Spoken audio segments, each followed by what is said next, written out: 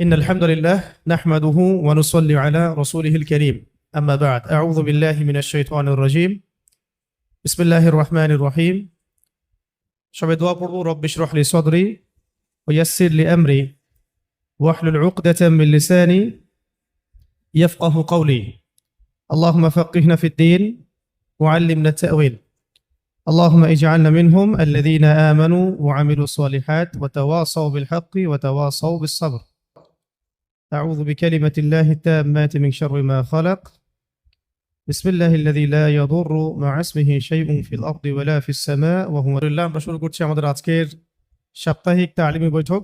আজকের তালিমে ইনশাআল্লাহ তাআলা আমরা গত দার্সের মতোই আল কোরআনুল কারীম থেকে নতুন একটা সূরা নিয়ে কথা বলবো। আমাদের আজকের নির্ধারিত সূরা হচ্ছে সূরাতুল ইখলাস। সূরাতুল ইখলাস। আচ্ছা, প্রথমে আসি যে সূরা শব্দের অর্থ কি। সূরা শব্দের অর্থ কি? অধ্যায়, অনুচ্ছেদ, চ্যাপ্টার। সূরা শব্দের আরেকটা অর্থ আছে, সেটা হলো উঁচু স্থান। উঁচু স্থান বা চূড়া। চূড়া যেমন আমরা বলি পাহাড়ের চূড়া, এরকম উঁচু স্থান। এমনি সূরা বলতে অধ্যায়, অনুচ্ছেদ, চ্যাপ্টার বোঝায়, পাশাপাশি উঁচু স্থানও বোঝায়।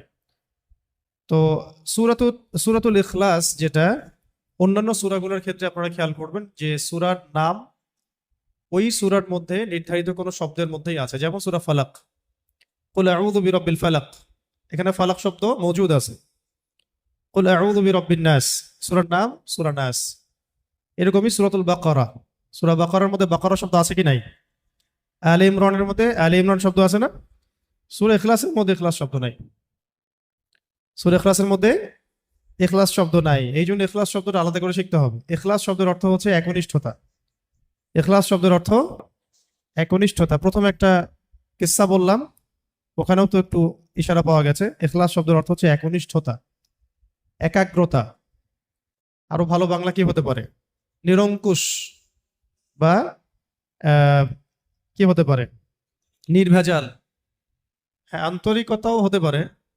একনিষ্ঠতাই সবচেয়ে সুন্দর শব্দ হচ্ছে। ইখলাস মানে একনিষ্ঠতা, মানে যেখানে কোনো ভেজাল নাই, ভেজাল মুক্ত, নিরঙ্কুশ কোনো বিষয়। ইখলাস শব্দটা প্রথমে মাক্কি না মাদানী এটা জানা দরকার। আল কোরআনের সূরাগুলো কত ভাবে ভাগ করা যায়? দুই ভাগে। একটা হচ্ছে মাক্কি সূরা, এগুলো হলো মাদানী সূরা। মাক্কি সূরা কাকে বলে? যে সূরাগুলো হিজরতের আগে নাজিল হয়েছে সেগুলো মাক্কি সূরা। মাক্কি সূরার বিষয়বস্তু কি কি হয় সাধারণত? গত দার্সে বলেছিলাম তাওহীদ, রিসালাত, আখিরাত। তাওহীদ, রিসালাত, আখিরাত। মাদানী সূরাগুলোতে এগুলোর পাশাপাশি হুকুম, আহকাম, বিধিবিধান, হুদুদ, কিসাস এগুলো থাকে। ঠিক আছে, এগুলোর মাদানী সূরা। মাদানী সূরার সংখ্যা 28টা, মাক্কি সূরার সংখ্যা 86টা। তো এই সূরাটা মাক্কি না মাদানী, এটা নিয়ে ইখতিলাফ আছে। এটা নিয়ে ইখতিলাফ শব্দের অর্থ মত পার্থক্য। ইখতিলাফ মানে মত পার্থক্য। এই বিষয়গুলো জানতে হবে আমাদের। জবানের মধ্যে আরবি টার্মগুলোকে স্মুথলি যেন আসে, অর্থগুলো যেন বুঝতে পারি, এই জন্য আরবিগুলো ব্যবহার করা হচ্ছে। তো এখানে মত পার্থক্য আছে সাহাবায়ে কেরামদের মধ্যে। তবে এটাকে সমন্বয় করা যায় এভাবে যে এমন হতে পারে যে সূরাটা দুই জায়গাতেই নাজিল হয়েছে, মক্কাতেও মদিনাতেও। যেমন একটা ঘটনা আছে, সেটা হলো আব্দুল্লাহ বিন মাসউদ রাদিয়াল্লাহু আনহু থেকে। আব্দুল্লাহ বিন মাসউদ রাদিয়াল্লাহু আনহুকে কিন্তু বিশিষ্ট সাহাবী তিনি, এবং কোরআনের যারা রাইসুল মুফাসসিরিন, মানে কোরআনের সবচেয়ে বড় তাফসীর কারক, ব্যাখ্যা কারক সাহাবী, তাদের মধ্যে তিনি একজন। আব্দুল্লাহ বিন মাসউদ রাদিয়াল্লাহু আনহু। আবু জেহেলের গর্দান কেটে নিয়ে আসছিলেন যে সাহাবী। আব্দুল্লাহ বিন মাসউদ কোন সাহাবী? আবু জেহেলের বদর যুদ্ধে গর্দান কেটে নিয়ে আসছিলেন যে সাহাবী। আবু জেহেলকে তো প্রথমে একেবারে শেষ করে ফেলছিলেন দুজন আনসারী সাহাবী, তরুণ তরুণ আনসারী সাহাবী, মুআজ রাদিয়াল্লাহু আনহু। পরবর্তীতে আব্দুল বিন মাসউদ রাদিয়াল্লাহু আনহু তার বুকের উপর পা রেখে তার গর্দান কেটে নিয়ে আসেন। তো তাকে মক্কাতে সবাই বলতে কাফেররা তুচ্ছ তাচ্ছিল্য করত আব্দুল বিন মাসউদ রাদিয়াল্লাহু আনহুকে, কারণ তিনি নিচু বংশের ছিলেন তাদের তুলনায়। যেমন বনু মখজুম, বনু হাশিম, তাদের তুলনায় তার বংশটা ছিল একটু নিচু। এই কারণে তারা তাকে খুব তুচ্ছ তাচ্ছিল্য করত। এবং তার পায়ের ব্যাপারে একটা কথা আছে যে তার পাটা একটু চিকন ছিল, সরু ছিল। এই কারণে অনেকে হাসাহাসি করতো। নবী সাল্লাল্লাহু আলাইহি ওয়াসাল্লাম তার পায়ে ব্যাপারে একটা রেওয়ায়াত আসছে কিন্তু, যে এই পায়ের ওজন মিজানে বহু ভারী হবে। ওই পা আবু জেহেলের বুকের উপর দিয়েই তিনি তার গর্দান কেটে কেটে নিয়ে আসছেন। তো তিনি রাইসুল মুফাসসিরিনদের একজন, আব্দুল বিন মাসউদ রাদিয়াল্লাহু আনহু, এবং বলিষ্ঠ সাহাবী। আপনারা অনেকগুলো হাদিস দেখতে পারবেন তার থেকে রেওয়ায়াত হয়েছে। এবং আরেকজন সাহাবী যে উবাই ইবনে কাব, উবাই ইবনে কাব কোন সাহাবী? যাকে ওমর রাদিয়াল্লাহু আনহু তারাবির সালাত পড়তে বলেছিলেন, মনে আছে? তারাবির অধ্যায় যখন আসবে তখন আলোচনা আসবে আর কি, যে তারাবির সালাতের জামাত করে তাকে ইমামতির দায়িত্ব দেওয়া হয়েছে। কোন সাহাবীকে? উবাই বিন কাব রাদিয়াল্লাহু আনহু। তিনি খুব সুন্দর তেলাওয়াত করতে পারতেন। তো এখন তারা দুজন বর্ণনা করেছেন যে মক্কাতে যখন আবু জেহেল, আবু লাহাব, উতবা সাহেবারা তারা যে ইলাহের উপাসনা করতে অভ্যস্ত, যেমন লাত, উজ্জা, হুবল, মানাত, যেগুলোকে দেখা যায় না, যেগুলোকে দেখা যায়, যেগুলোর সামনে তারা নজর মানত পেশ করে, এইরকম তারা আল্লাহ পাকের পরিচয় জিজ্ঞাসা করছিল, যে আমরা তো লাত, উজ্জা, হুবল, মানাতের ইবাদত করি, লাত এমন, উজ্জা এমন, হুবল এইরকম, মানাত এইরকম, তোমার আল্লাহ কেমন, তার পরিচয় দাও। তখন আল্লাহ রাব্বুল আলামিন সূরাতুল ইখলাস নাযিল করেন। এর অর্থে আমরা তো আসতেছি একটু পরে ইনশাআল্লাহ। এখানে আল্লাহ পাকের পরিচয় দেয়া হয়েছে, আল কোরআনের পুরো কোরআনটাতে যদি আপনি ঘাটেন, এই পুরো কোরআনটা ঘেটে আল্লাহ পাকের যে পরিচয়টা আপনি পাবেন সেটা সূরা ইখলাসে দেয়া হয়েছে। আবার আমরা যে বলি যে আল কোরআনের তিনটা পার্ট, তিন ভাগে ভাগ করা যায় আল কোরআনকে। এক ভাগ হচ্ছে তাওহীদ, এক ভাগে কি? তাওহীদ। ওই এক ভাগ তাওহীদের পুরোটাই আপনি সূরা ইখলাসের মধ্যে পাবেন। এটাকে দুই ভাগে ভাগ করা হয়েছে লেকচারটাকে, এই কারণে যে আমরা পরের অংশে তাওহীদ এবং শিরকের পুরো আলোচনা বিস্তারিত আনবো ইনশাআল্লাহ।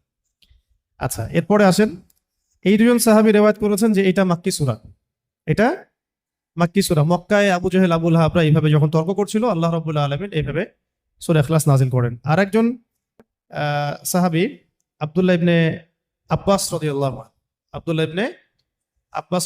আনহু, উনিও বিখ্যাত সাহাবী, রাসূল সাল্লাল্লাহু আলাইহি ওয়াসাল্লামের চাচাতো ভাই আব্বাস রাদিয়াল্লাহু আনহু ছেলে। তো আব্দুল্লাহ ইবনে আব্বাস রাদিয়াল্লাহু আনহুকেও কিন্তু রাইসুল মুফাসসিরিন ধরা হয়। তিনি ছিলেন অনেক বড় একজন মুফাসসিরিন সাহাবীদের মধ্যে। তার ব্যাপারে রাসূল সাল্লাল্লাহু আলাইহি ওয়াসাল্লাম খাস করে দোয়া করেছিলেন। ঘটনাটা এমন ছিল যে একদিন নবী সাল্লাল্লাহু আলাইহি ওয়াসাল্লাম ওযু করছিলেন রাতের বেলা তাহাজ্জুদের সালাতের জন্য। ওযু করার আগে মানুষ তো একটু ওয়াশরুমে যায়। তিনি ওয়াশরুম থেকে বের হয়ে এসে দেখেছেন কেউ তার জন্য পানি রেখে দিয়েছে, কেউ তার জন্য ওযুর পানি রেখে দিয়েছে। তখন তিনি জিজ্ঞাসা করেছিলেন যে কে আমার জন্য পানি রেখেছে। তখন আব্দুল্লাহ বিন আব্বাস রাদিয়াল্লাহু আনহু বলেছেন, আমি রেখেছি। নবী সাল্লাল্লাহু আলাইহি ওয়াসাল্লাম তখন তাকে খুশি হয়ে কাছে ডেকে বুকের সাথে জড়ায় ধরেন এবং তার বুকে হাত রেখে দোয়া করে দেন যে আল্লাহুম্মা ফাক্কিহহু ফিদ-দীন ওয়া আল্লিমহু তা'ওয়ীল। দোয়াটা হচ্ছে আল্লাহুম্মা ফাক্কিহহু ফিদ-দীন ওয়া আল্লিমহু তা'ওয়ীল। আল্লাহ তাকে দ্বীনের গভীর বুঝ দান করুন এবং তাকে কোরআনের ব্যাখ্যার তৌফিক দান করেন। তা'ওয়ীল মানে ব্যাখ্যা করা, ইন্টারপ্রিটেশন, আমরা যেটা ইংরেজিতে বলি কি ইন্টারপ্রিটেশন। তো এটা হলো রাসূল সাল্লাল্লাহু আলাইহি ওয়াসাল্লামের খাস দোয়া। এই দোয়ার বদৌলতে তিনি রাইসুল মুফাসসিরিন হয়ে গেছেন। যদি আপনারা কখনো হজ উমরা করতে যান, সেখানে তায়েফ সফর থাকে, অনেকে যায় তায়েফে আব্দুল্লাহ বিন আব্বাস রাদিয়াল্লাহু আনহুর মসজিদ আছে, যেখানে তিনি দার্স দিতেন। সেখানে তার বাসা আছে এখনো, ওখানে তার কবর ওখানেই আছে। ওখানে গেলে এটা জিয়ারা করতে পারবেন ইনশাআল্লাহ, ঠিক আছে? তো উনি বলেছেন যে ইহুদিরা একবার এসে রাসূল সাল্লাল্লাহু আলাইহি ওয়াসাল্লামকে জিজ্ঞাসা করেছেন। তাদের ভাষণ এরকম ছিল যে আল্লাহ পাক তো ফেরেশতাদেরকে আলো দিয়ে সৃষ্টি করেছেন, নূর দিয়ে। ইবলিসকে মানে জিন জাতিকে আল্লাহ সৃষ্টি করেছেন আগুন দিয়ে। আল্লাহ পাক আসমানকে সৃষ্টি করেছেন ধোঁয়া দিয়ে, ধূম্র দিয়ে। আর জমিন সৃষ্টি করেছেন হচ্ছে পানির ফেনা দিয়ে। এটা বলছিল কে? ইহুদিরা বলছিল। ইহুদিরা এগুলো জানলো কিভাবে? তারা তাহলে কিতাব, তাদের ওই কিতাবে তো অনেক মানে ওহী এসেছে এই পর্যন্ত, এবং সবচেয়ে বেশি নবী আসছে তো বনু ইসরাইলের মধ্যেই। তো তারা এবার প্রশ্ন করছে রাসূল সাল্লাল্লাহু আলাইহি ওয়াসাল্লাম যে আল্লাহ পাক এইটা দিয়ে এটা সৃষ্টি করেছেন, এইটা দিয়ে এইটা সৃষ্টি করেছেন, তো আপনি যে আল্লাহর কথা বলছেন তাকে কি দিয়ে সৃষ্টি করা হচ্ছে? নাউযুবিল্লাহ। তাকে কি ইয়াকুত পাথর দিয়ে সৃষ্টি করা হয়েছে নাকি সোনা দিয়ে না রূপা দিয়ে? এইভাবে তারা একটা প্রশ্ন করছিল। ইহুদিদের স্বভাব তো বুঝেন। তখন রাসূল সাল্লাল্লাহু আলাইহি ওয়াসাল্লাম চুপ ছিলেন। এই সময় ওহী আসছে যে বলুন কুল হুয়াল্লাহু আহাদ আল্লাহুস সামাদ লাম ইয়ালিদ ওয়া লাম ইউলাদ ওয়া লাম ইয়াকুল লাহু কুফুয়ান আহাদ। তো এটাও বর্ণনা আসছে যে মদিনাতেও এটা নাজিল হয়েছে। আবার একবার একটা বর্ণনা আসছে, এটাও আনাস রাদিয়াল্লাহু আনহু থেকে। আনাস রাদিয়াল্লাহু আনহুকে চেনা আছে? রাসূলুল্লাহ সাল্লাল্লাহু আলাইহি ওয়াসাল্লামের খাদেম ছিলেন। প্রায় 8 থেকে 10 বছর তিনি খেদমত করেছেন এবং তিনি নবীকে খুব কাছ থেকে পেয়েছেন। আনাস রাদিয়াল্লাহু আনহুর জন্যও তিনি দোয়া করেছিলেন। কিন্তু আনাস রাদিয়াল্লাহু আনহুর মা ছিল খুব বুদ্ধিমতী মহিলা। যখন তিনি মানে আমাদের নবীজি যখন মদিনায় হিজরত করে এসেছেন, তখন আনাস রাদিয়াল্লাহু আনহুর মা দ্রুত তার ছেলেকে নিয়ে গিয়েছেন। হে আল্লাহর নবী, আমার ছেলের জন্য দোয়া করে দেন। খাস করে এই যে মায়েদের ভূমিকা, আল্লাহওয়ালা মানুষদের কাছ থেকে দোয়া নিতে হয়। আল্লাহওয়ালা মানুষের কাছ থেকে কি নিতে হয়? দোয়া নিতে হয়। দোয়া দিয়ে অনেক কিছু হয়, বরং দোয়া দিয়েই অনেক কিছু। পরে যে তৌফিকটা মানে ধরেন কেউ আপনার জন্য দোয়া করে দিয়েছে, কোনো বুজুর্গ ব্যক্তি, আল্লাহর ওলি, হয়তো ওই দোয়ার বরকতেই আপনি ওই তৌফিক পাবেন, সেই এনার্জি পাবেন, সেই লাইব্রেরি পাবেন, সেই সোহবত পাবেন, সেই বই পাবেন, সেই ফুরসত পাবেন, যাতে করে আপনি বড় আলেম হতে পারেন। সবকিছু এর সাথে রিলেটেড হবে। আনাস রাদিয়াল্লাহু আনহু মা এইভাবে জিজ্ঞাসা করলেন, ইয়া রাসূলুল্লাহ, আমার ছেলের জন্য দোয়া করবেন। তো তার জন্য নবী সাল্লাল্লাহু আলাইহি ওয়াসাল্লাম দোয়া করেছিলেন, আল্লাহুম্মা বারিক লাহু ফিমা আতাইতাহু। এরকম ছিল হয়তো বা দোয়াটা। আরেকটা বর্ণনা পাওয়া যায়, আল্লাহুম্মা বারিক ফি হায়াতিহি ওয়া ফি রিজকিহি ফি মালিহি ওয়া আমালিহি আও কামা ক্বালা আলাইহিস সালাম। অর্থ হচ্ছে যে হে আল্লাহ, আপনি তার মধ্যে বরকত দান করেন। আল্লাহ আপনি তার মধ্যে বরকত দান করেন, তার রিজিকে, আহলে, পরিবারে, জানে মালে আপনি বরকত দান। কয়েকটা জায়গায় কয়েক রকম আসছে আর কি। তো আমরা বলি না বারাকাল্লাহু ফিক, এরকম। তো এই বরকতে আনাস রাদিয়াল্লাহু আনহুর এমন অবস্থা হয়েছিল যে মদিনায় কারো বাগানে খেজুর না ধরলেও তার বাগানে খেজুর ঢুকত। এবং তিনি বলতেন যে তিনি সবচেয়ে শেষে ইন্তেকালকারী সাহাবীদের একজন, লম্বা নেক হায়াত পেয়েছেন। প্রায় 100 বছরের ঊর্ধ্বে তিনি বেঁচেছেন আনাস রাদিয়াল্লাহু আনহু। এবং ইসলামের এই প্রথম স্বর্ণযুগ তিনি পেয়েছেন।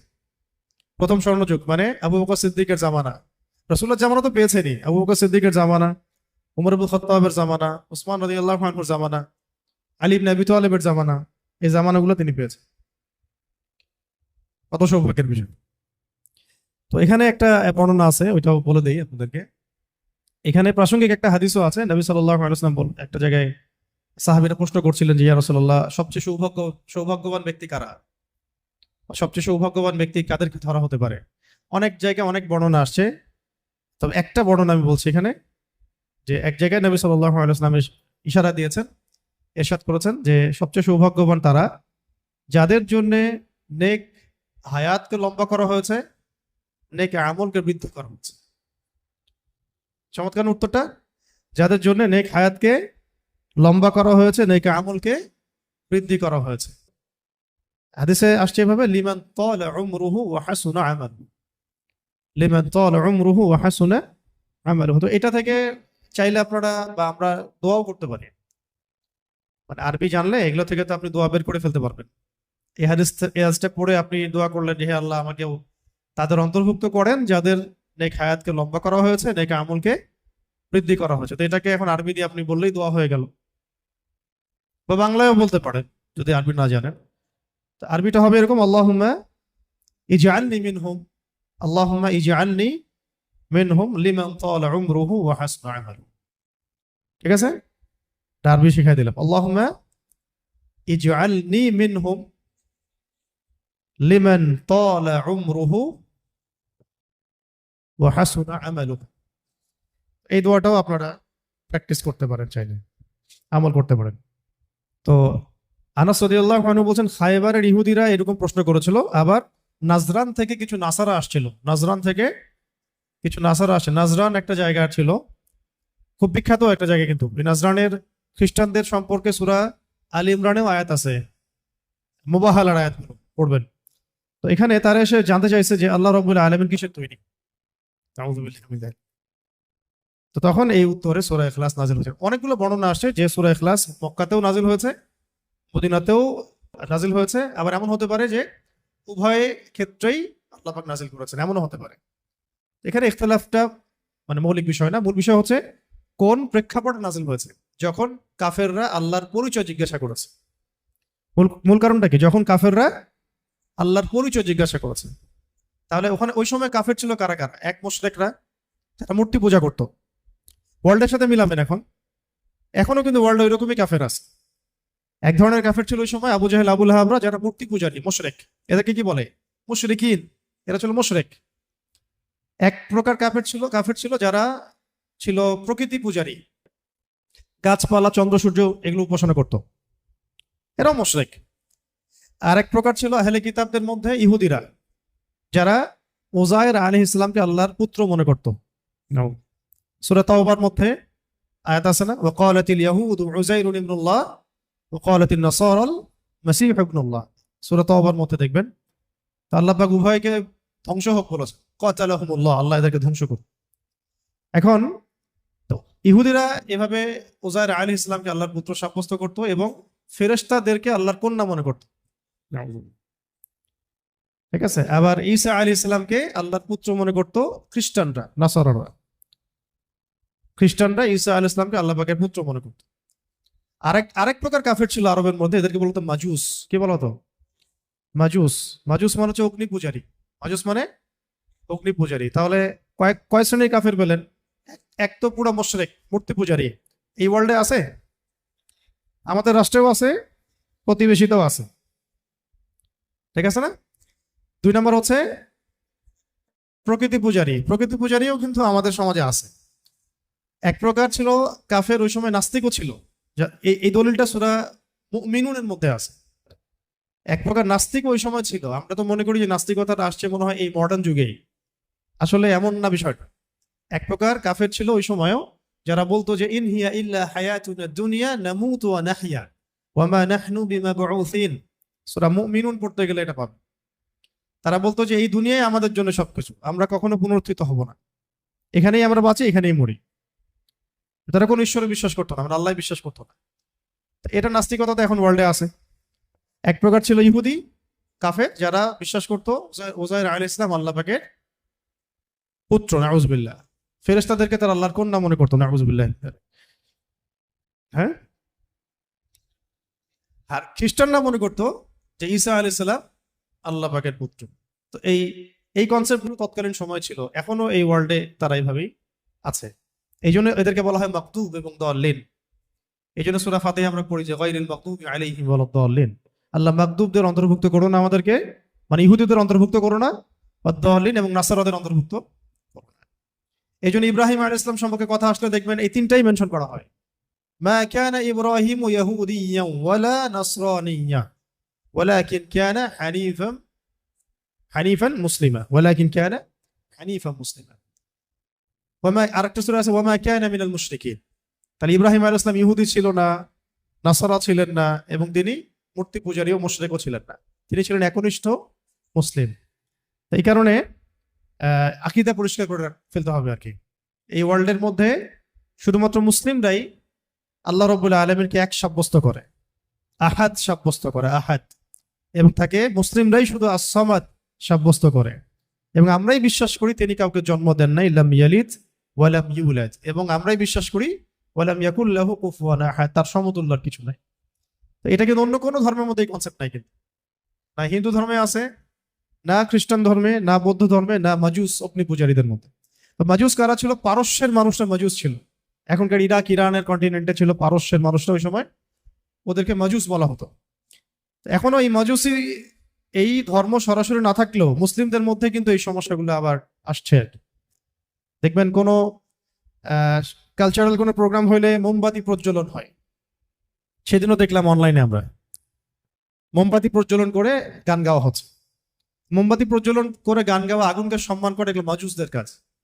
মাজুসি ধর্ম, এদের সাথে আমাদের যুদ্ধ হয়েছে, ভয়াবহ যুদ্ধ হয়েছে তাদের সাথে। কাদেসিয়ার যুদ্ধ হয়েছে মাজুসিদের সাথে। কাদেসিয়ার যুদ্ধের হিস্ট্রি পড়লে দেখবেন 8,500 মুসলিম শহীদ হয়েছে ওই যুদ্ধে। কত হাজার? 8,500 মুসলিম শহীদ হয়েছে। কাদেসিয়া যুদ্ধের পরে এই যে হীরা নগরী, ইরাকের পুরো ইরাক ইরান কন্টিনেন্টটা আমাদের মানে দখলে চলে আসছে। এরপর থেকে এই জায়গায় আর আহ, মানে ইহুদি খ্রিস্টান মাজুসিরা ঢুকতে পারে না, কিন্তু এখন নতুন করে ফিতনা তো আছেই, ওইটা অন্য আলোচনা। তো এখন আমরা বুঝতে পারলাম যে এই সূরাটা নাজিল হয়েছে কোন প্রেক্ষাপটে, যখন কাফেররা আল্লাহ পাকের পরিচয় জিজ্ঞাসা করছে। কারণ যারা শিরকে লিপ্ত, কুফরিতে লিপ্ত, তারা দেখছে যে আল্লাহ তাদের তাদের আল্লাহ সামনে, তাদের দেবতা সামনে, তারা দেখতে পারে। কেউ মনে করে যে আল্লাহ মানে ঈশ্বর মনে হয় এমনই যার পুত্র আছে না আউযুবিল্লাহ, কন্যা আছে না আউযুবিল্লাহ, যিনি মনে হয় কোনো কিছু সৃষ্টি, যার কোনো মাধ্যম আছে ইত্যাদি। ওরা এভাবে এই আইডিওলজিতেই তারা বিশ্বাসী ছিল। তো তারা এখন নবী সাল্লাল্লাহু আলাইহি ওয়াসাল্লামকে প্রশ্ন করছে যে তোমার আল্লাহ, আমাদের তো ইলাহ আমরা এরকম মনে করি, আমাদের ইলাহ বা আমাদের ঈশ্বরকে তো আমরা এমন মনে করি, তো তোমার আল্লাহ কেমন, তোমার আল্লাহ এর ডেফিনেশন দাও। তখন আল্লাহ রাব্বুল আলামিন সূরা ইখলাস নাজিল করেন। ইখলাস মানে একনিষ্ঠ খালেস তাওহীদ, খালেস তাওহীদ। এখানে এই সূরার মধ্যে তাওহীদ আছে, খালেস তাওহীদ, যেটা তাওহীদ হচ্ছে আমাদের দ্বীনের মূল ভিত্তি। তাওহীদ নাই, দ্বীনের কোনো কিছুই বাকি নেই। তাওহীদ যার মধ্যে নাই, দ্বীনের কিছুই বাকি নেই। তো তাওহীদ, রিসালাত, আখিরাত, আমাদের দ্বীনের তিনটে স্তম্ভ কি? তাওহীদ, রিসালাত এবং আখিরাত। তো তাওহীদের মূল বুনিয়াদ এই সূরার মধ্যে আল্লাহ পাক নাযিল করে দিয়েছেন। আল্লাহ পাক তখন বললেন বিসমিল্লাহির রহমানির রহিম, কুল, হে নবী আপনি বলে দিন। মুআউযিযাতাইনের সাথে সূরা ফালাক নাসের সাথে ইখলাসও আমল করতে হয় সকাল সন্ধ্যায় এবং রাতে। কিন্তু তাফসীরে আমরা এটা আলাদা করে আলোচনা করছি, কারণ প্রসঙ্গটা আলাদা, নাজিলের প্রেক্ষাপটটা আলাদা। আল্লাহ পাক বলছেন কুল, আপনি বলুন হে নবী, হুয়াল্লাহু আহাদ, হুয়া মানে তিনি, হুয়া মানে তিনি, আল্লাহ মানে আল্লাহ, আহাদ মানে এক। কুল মানে বলুন, হুয়া মানে তিনি, আল্লাহ মানে আল্লাহ, আহাদ মানে এক। কি অ্যান্সারটা দিলেন? বলেন, আপনি বলেন হে নবী, আল্লাহ এক।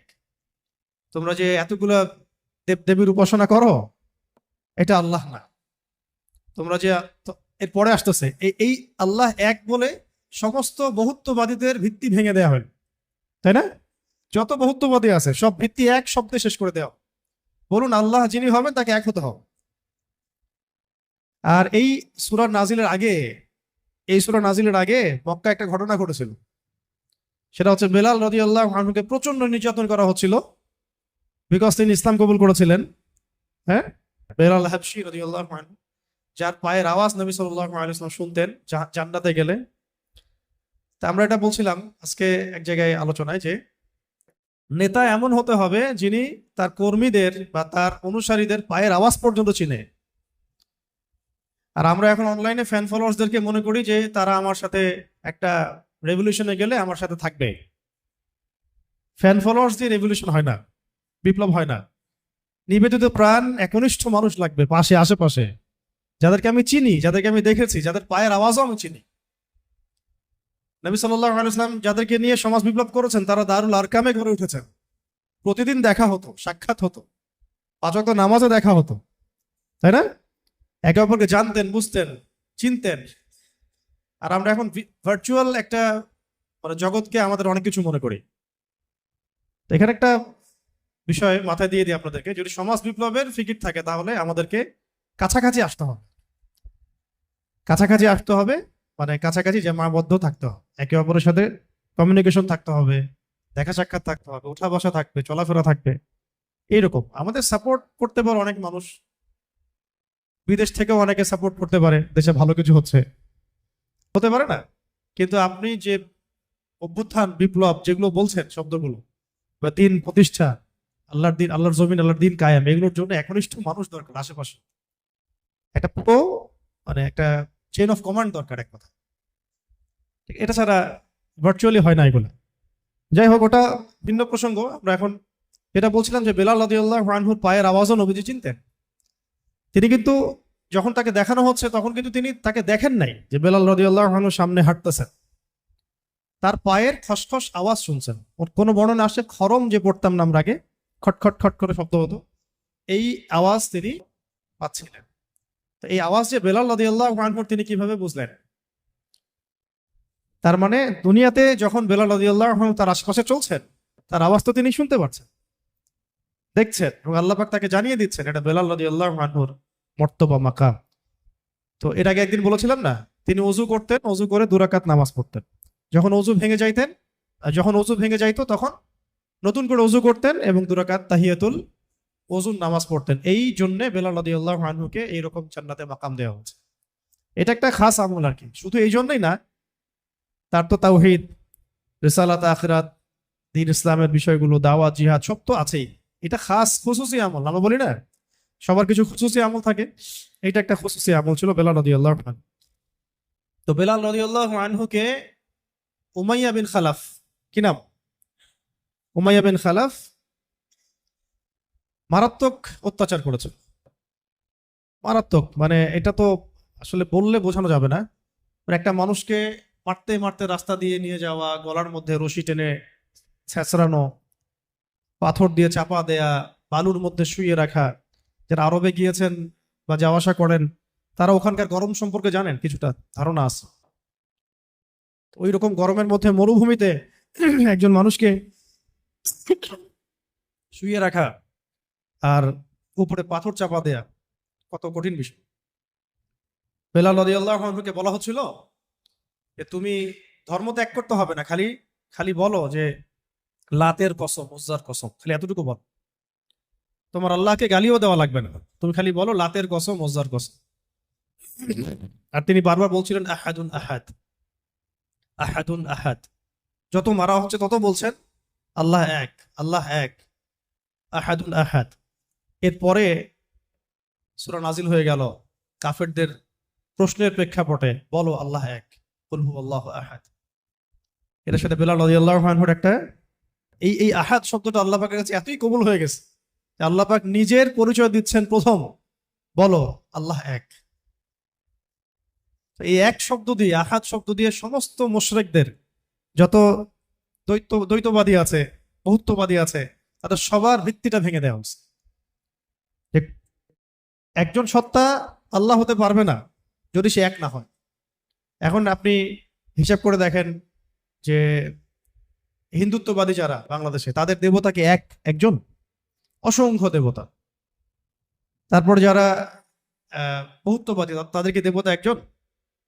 যারা নক্ষত্রের পূজা করে, নক্ষত্র কি একটা? সূর্য কি আসলে একটা? এরকম অসংখ্য সূর্য আছে আমাদের সৌরজগতে, আমরা একটা দেখতেছি। এই গ্যালাক্সিতে কত সূর্য আছে? বহু সূর্য আছে। এমন অনেক গ্রহ আছে যে গ্রহগুলোর মধ্যে একাধিক চাঁদ আছে। চাঁদ কি একটা? গাছ কি একটা? নদী কি একটা? পাহাড় পর্বত কি একটা? যার উপাসনা আমি করবো তিনি এক হইতে হবে। এমন একজন যার কোনো মানে দ্বিতীয় দ্বিতীয় কোনো সত্তা যার নাই, অদ্বিতীয় তিনি। খেয়াল করে দেখবেন এখানে ওয়াহেদ শব্দ আনা হয় নাই। ওয়াহেদ মানে কিন্তু এক, ঠিক আছে? ওয়াহেদের আবার এরপরে আপনি ইসনান, সালাসা, আরবা এগুলোতে যেতে পারবেন, 2, 3, 4 যেতে পারবেন, কিন্তু আহাদ আলাদাভাবে আনা হয়েছে, এর ওয়াহেদ শব্দটা আনা হয় নাই। এখানে অনেক ব্যাপার আছে। তো এখানে মূল কথা হচ্ছে, প্রথম কথা যে যিনি আল্লাহ হবেন তাকে এক হতে হবে। বা এমন কোন সত্তা আল্লাহ হওয়ার বা ইলাহ হওয়ার দাবি করতে পারবে না যার বহু বচন আছে, যার ডুপ্লিকেট আছে, যার দ্বিতীয় ভেরিয়েন্ট আছে, ভার্সন আছে, তিনি কখনো আল্লাহ হতে পারবেন না। এখানে সমস্ত মুশরিকদের আল্লাহ আহাদ, হে নবী বলেন আপনি যে তিনি আল্লাহ এক, বলে দিন যে তিনি আল্লাহ এক। আল্লাহু আকবার। তারপরে আচ্ছা, এখানে একটা প্রাসঙ্গিক কথা আছে, পরে ভুলে যাবো, বলে দিই। মাঝে মাঝে এমন হয় যে কিছু কথা লিখে নিয়ে আসি না, কিন্তু নোট করে আসি না, কিন্তু মনের মধ্যে আসে, চলে আসে, পরে বলবো বলবো করে ভুলে যাই। এখানে একটা একটা আমল আছে যা আপনাদেরকে শিখাই দেই। অনেকেই চায় যে আমার দোয়াটা কবুল হোক, সবাই চায় আমার দোয়া কবুল হোক। দোয়া কবুলের তো অনেক শর্ত আছে, তাই না? অনেকগুলো আমল আছে, শর্ত আছে, অনেক সময় আছে, এগুলো মোটামুটি আপনারা জানেন। তো একটা বিষয় আমি বলছি আজকে, একটা দোয়া আছে যে দোয়াটা, যে কথাগুলো দোয়ার শুরুতে বললে এই দোয়াগুলো কবুল হবে ইনশাল্লাহ, এই বিষয়ে আপনি নিশ্চিত থাকতে পারেন। যদি আপনার রিজিক হালাল হয়, ওই শর্তগুলো যদি পূরণ হয়, রিজিক হালাল হয়, বৈধ দোয়া হয়, হ্যাঁ, হারাম কিছু চাচ্ছেন না আপনি, বৈধ বিষয় চাচ্ছেন, হালাল খেয়ে চাচ্ছেন, এই শর্তগুলো পূরণ করে দোয়া করার আগে এই কথাগুলো বললে দোয়া কবুল হবে ইনশাল্লাহ। আমি তো আর বলতে পারবো না 100% কবুল হবে, এটা তো আমার পক্ষে বলা সম্ভব না। কিন্তু সবচেয়ে শক্তিশালী যে ওসিলাগুলো দোয়া কবুল করানোর জন্য সেটা এটা। আমাকে যদি বলেন যে আপনার জানা মতো সবচেয়ে বেস্ট ওসিলা কোনটা দোয়া কবুল, আমি বলবো এটাই। এটার সাথে আরো একটা আছে, ওটা আরেকদিন বলবো ইনশাআল্লাহ। সেটা হচ্ছে আপনি আল্লাহ রাব্বুল আলামিনের এই একত্ববাদের ওসিলা দিয়ে দোয়া করবেন। আল্লাহ পাকের এই তাওহীদের ওসিলা দিয়ে, একত্ববাদের ওসিলা দিয়ে দোয়া করবেন। এইভাবে বলা, পরে শুনে আপনারা মুখস্থ করে নিয়েন। দোয়া করার আগে আল্লাহ পাকের প্রশংসা করা, আলহামদুলিল্লাহটাও আল্লাহ পাকের প্রশংসা, এবং রাসূল সাল্লাল্লাহু আলাইহি ওয়াসাল্লামের প্রতি দরুদ শরীফ পড়া একবার, অন্তত একবার, চাইলে আপনি অনেক পড়তে পারেন। এরপরে যে বিষয়টা আপনি চাচ্ছেন তার আগে বলা যে আল্লাহুম্মা ইন্নী আসআলুকা বিআন্নী, কে বলে নেই, আল্লাহুম্মা ইন্নী আসআলুকা বিআন্নী আশহাদু আন্নাকা আনতাল্লাহ লা ইলাহা ইল্লা আনত আল আহাদ as-সামাদ আল্লাযী লাম ইয়ালিদ ওয়া লাম ইউলাদ ওয়া লাম ইয়াকুল লাহু কুফুয়ান আহাদ। সূরা ইখলাস যে জানে সে এটা সহজেই বলতে পারবে। আল্লাহুম্মা ইন্নী আসআলুকা বিআন্নী আশহাদু আন্নাকা আনতাল্লাহ লা ইলাহা ইল্লা আনতাল আহাদ as-সামাদ আল্লাযী লাম ইয়ালিদ ওয়া লাম ইউলাদ ওয়া লাম ইয়াকুল লাহু কুফুয়ান আহাদ। এরপরে আপনি দরুদ শরীফ পড়ে দোয়া করা শুরু করবেন, ইনশাআল্লাহ দোয়া কবুল হয়ে যাবে। এই যে ওজিফা বলে দিলাম, এখন হাদিয়া তোহফা বাড়ায় দিয়েন, ঠিক আছে ইনশাআল্লাহ? ওকে, আচ্ছা, এটা পরীক্ষিত আমল, ইনশাআল্লাহ দোয়া কবুল হবে ইনশাআল্লাহ। আরো যদি সুন্দর করতে চান তাহলে আল্লাহুম্মা ইন্নী আসআলুকা বিআন্নী আশহাদু আন্নাকা আনতাল্লাহ, এর সাথে লা ইলাহা ইল্লা আনতাল আহাদ আল ওয়াহিদ আস-সামাদ আল্লাযী লাম ইয়ালিদ ওয়া লাম ইউলাদ ওয়া লাম ইয়াত্তাখিয ওয়ালাদান ওয়া লাম ইয়াকুল লাহু শারীকুন ফিল মুলক। আরো বলা যায় ওয়া লাম ইয়াকুল লাহু কুফুয়ান আহাদ। আরেকটা আছে আল্লাহুম্মা ইন্নী আসআলুকা বিআন্নী আশহাদু আন্নাকা আনতাল্লাহ লা ইলাহা ইল্লা আনতাল হান্নান আল মান্নান বাদিউ আস-সামাওয়াতি ওয়াল আরদ ইয়া যাল জালালি ওয়াল ইকরাম ইয়া হাইয়্যু ইয়া কাইয়্যুম বিরহমাতিকা আস্তাগীথ। এইটা দিয়ে দোয়া করা যাবে, ঠিক আছে? এগুলো আমল করবেন ইনশাআল্লাহ। প্রথমটা তো সহজ, ওইটা বললাম, আল্লাহুম্মা ইন্নী আসআলুকা। একা দোয়া করলে আল্লাহুম্মা ইন্নী আসআলুকা, একসাথে করলে আল্লাহুম্মা ইন্না নাসআলুকা। একা করলে আল্লাহুম্মা ইন্নী আসআলুকা, একসাথে করলে তখন আল্লাহুম্মা ইন্না নাসআলুকা বিআন্নী আশহাদু আন্নাকা আনতাল্লাহ লা ইলাহা ইল্লা আনতাল আহাদ as-সামাদ আল্লাযী লাম ইয়ালিদ ওয়া লাম ইউলাদ ওয়া লাম ইয়াকুল লাহু কুফুয়ান আহাদ। এর অর্থ হচ্ছে, হে আল্লাহ, আমি এই ওসিলায় তোমার কাছে প্রার্থনা করছি, এটা জেনে আমি তোমার কাছে প্রার্থনা করছি, এইটার দাবি দিয়ে আমি তোমার কাছে প্রার্থনা করছি যে তুমি এক, তুমি অমুখাপেক্ষী, তুমি কাউকে জন্ম দাও নাই, কারো কাছ থেকে তুমি জন্ম নেও নাই, তোমার সমতুল্য কিছু নাই। এইটার ওসিলা দিয়ে আল্লাহ আমি তোমার কাছে প্রার্থনা করতেছি। এর চেয়ে বড় ওসিলা হয়? তাওহীদের চেয়ে বড় ওসিলা হয় না। এরপরে আরেকদিন আরেকটা ইনশাআল্লাহ শিখাই দেব। এটা গেল ওই যে বললাম বেলাল রাদিয়াল্লাহু আনহুর অত্যাচারের পরে নাজিল হওয়ার পর আল্লাহ রাব্বুল আলামিন প্রথম জানাই দিলেন যে বলো আল্লাহ রাব্বুল আলামিন এক। এই এক দিয়ে কি হয়েছে, সমস্ত বহুত্ববাদীদের যে ধর্মবিশ্বাসের যে ভিত্তি, এটাকে ভেঙে দেওয়া হয়েছে, ঠিক আছে? 2 নাম্বার হচ্ছে আল্লাহ পাক বললেন যে আল্লাহুস সামাদ, আল্লাহ অমুখাপেক্ষী শব্দটাকে সালাফগণ, আসলাফগণ, আকাবিরগণ অনেকভাবে ব্যাখ্যা করেছেন। আমি একটু ওইটা পড়ে শোনাই, তাহলে আপনাদের জন্য সুবিধা হবে। অমুখাপেক্ষিতাকে ইমামগণ কয়েকভাবে ব্যাখ্যা করেছেন যে আল্লাহুস সামাদ, এটাকে কয়েকটা ভাগে ভাগ করা যায়। যেমন একটু মনে রাখবেন, যেমন আব্দুল্লাহ বিন আব্বাস রাদিয়াল্লাহু আনহু, হাসান বসরি ও সাইদ ইবনে জুবাইর রাহমাতুল্লাহি আলাইহি বলেছেন যে এর অর্থ হচ্ছে আল্লাহ পাক নির্ভীক, যার কোনো ভয় নাই। আল্লাহুস সামাদ মানে আল্লাহ পাক নির্ভীক, যার কোনো ভয় নাই। এমনিতে আমরা বাংলা বুঝলাম আল্লাহুস সামাদ মানে আল্লাহ পাক অমুখাপেক্ষী, মানে যার কাউকে প্রয়োজন নাই, সমস্ত সৃষ্টির তাকে প্রয়োজন, এবং তিনি সমস্ত সৃষ্টি থেকে অমুখাপেক্ষী, কোনো জরুরত নাই সৃষ্টির কাছে তার। আল্লাহ পাক কারো কাছে রিজিক চান না, এমন না যে আমরা সবাই আল্লাহর ইবাদত করলে আল্লাহ পাকের শক্তি বেড়ে যাবে, মোটেই না। আল্লাহ পাক যেমন ছিলেন তেমনই থাকবেন। আবার এমন না যে সব মানুষ যদি কুফরি করা শুরু করে আল্লাহ পাকের শক্তি কমে যাবে, কখনোই না। মানে এই পুরো বিশ্ব জাহান সৃষ্টি করার আগে আল্লাহ যেমন ছিলেন, আজও তেমন আছেন, চিরকাল তেমন থাকবে। আল্লাহ পাক অমুখাপেক্ষী। অমুখাপেক্ষী মানে কারো প্রয়োজন নাই। এই জন্য একটা দোয়ায় আমরা বলি না যে আল্লাহ মাকফিনি বি হালালিকা আন হারামিক ওয়া আগনিনি বি ফাদলিক আম্মান সিওয়াক, মানে আল্লাহ আপনি আপনার হালাল দিয়ে হারাম থেকে আমাকে বাঁচায় দেন এবং আপনি ছাড়া বাকি সমস্ত বিষয় থেকে আমাকে অমুখাপেক্ষী রাখেন। তা আমরা যদি আল্লাহর প্রতি মুখাপেক্ষী হই তাহলে অন্য মাখলুকের প্রতি আমরা কি মুখাপেক্ষী হব? তা আমরা সবার থেকে অমুখাপেক্ষী হয়ে গেলাম। আল্লাহ পাক তার পুরো সৃষ্টি থেকে কি অমুখাপেক্ষী। এটাকে আস-সামাদ শব্দ দিয়ে ব্যাখ্যা করা হয়েছে। তো ইমাম আব্দুল্লাহ বিন আব্বাস রাদিয়াল্লাহু আনহুর ব্যাখ্যায় বললাম যে এটা বলা হচ্ছে যে তার কোনো ভয় নাই, তিনি নির্ভীক, তার কোনো ভয় নাই। ইমাম শাআবী রাহমাতুল্লাহ আলাইহি বলেন যে সামাদ হচ্ছেন তিনি যিনি পানাহার করেন না। এক এক স্কলার এক একভাবে আসলাফগণ ব্যাখ্যা করেছেন। ইবনে জুবাইর রাদিয়াল্লাহু রাহমাতুল্লাহ আলাইহি বলেন যে আস-সামাদ শব্দের অর্থ হচ্ছে তিনি সমস্ত গুণ এবং কর্মে নিখুঁত। তিনি সমস্ত গুণ এবং কর্মে নিখুঁত। হযরত কাতাদা রাহমাতুল্লাহ আলাইহি বলেন যে সমগ্র সৃষ্টি জগৎ ধ্বংস হওয়ার পর যিনি বাকি থাকবেন তিনি হচ্ছেন আস-সামাদ। সমস্ত সৃষ্টি জগৎ ধ্বংস হয়ে যাওয়ার পরে যিনি যার অস্তিত্ব থাকবে তিনি হচ্ছেন আস-সামাদ। তো সামাদের কত ব্যাখ্যা তারা করেছে, ঠিক আছে। তারপরে ইকরিমা রাহমাতুল্লাহ আলাইহি বলেছেন যে যার উপর কারো মর্যাদা নাই তিনি হচ্ছেন আস-সামাদ। যার উপরে কারো আর মর্যাদা নাই তিনি হচ্ছেন আস-সামাদ। তারপরে ইমাম রাজি রহমতুল্লাহ আলাইহি বলেছেন সামাদ হচ্ছেন তিনি যার উপরে কখনো কোনো বিপদ আপদ আসে না। সামাদ হচ্ছেন তিনি যার উপরে কখনো কোনো বিপদ আপদ আসে না। তারপরে আবুল ওয়াইল শাকিক ইবনে সালামা রহমতুল্লাহ আলাইহি বলেন যে সামাদ হচ্ছেন তিনি যিনি সর্বত্র তার কর্তৃত্ব প্রতিষ্ঠা করতে পারেন। সর্বত্র যার কর্তৃত্ব তিনি প্রতিষ্ঠা করতে পারেন। কারো মতে, কোন কোন স্কলারের মতে সামাদ হচ্ছেন তিনি যিনি